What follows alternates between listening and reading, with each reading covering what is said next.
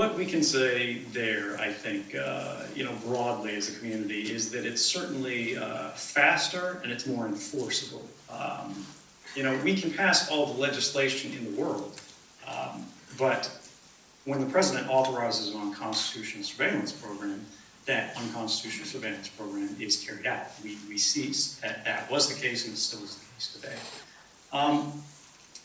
For people in the audience who aren't technical, but sort of the breakdown of the story that you just mentioned, what he's talking about is the way that the internet stitches data centers together for large companies like Google, Yahoo, and so on and so forth is your mailbox. When you connect to your email around the world, these things get shifted. It doesn't live on your computer, it lives on the company's computer. And those mailboxes get rehomed from data center to data center based on the cost of bandwidth and so on and so forth, where the storage is available.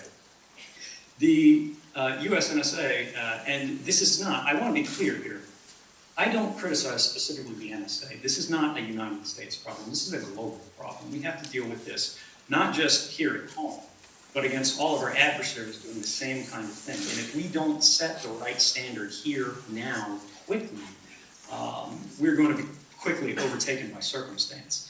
The issue is that they found that they didn't like the way their authorities were restricted in gaining access to sort of these companies' rich data sets, the Googles, the Yahoos, as you mentioned. So what they did is they went where the authorities restricting them, or the restrictions were weaker, and their authorities were greater. This is a principle that I refer to as jurisdictional arbitrage. And basically, they waited until your mailbox is rehomed outside the borders of the United States, and they snatch it up there, they put it into the database for convenience, and they sift through it. Now, what happened, and this was a story that you published, which was actually, I don't need to congratulate you on it, I think you've heard it elsewhere. But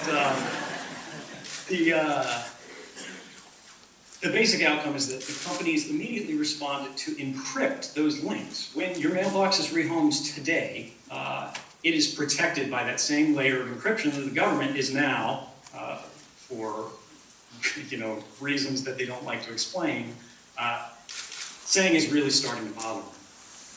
It's no coincidence that the rhetoric against encryption has ramped up at the same time that adoption has increased.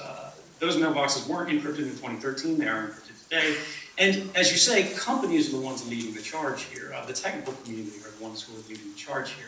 And while we don't want to basically halo companies and say, they're champions of all that's good in the world, because they actually aren't the best actors in all cases here, although they do a lot of good in others.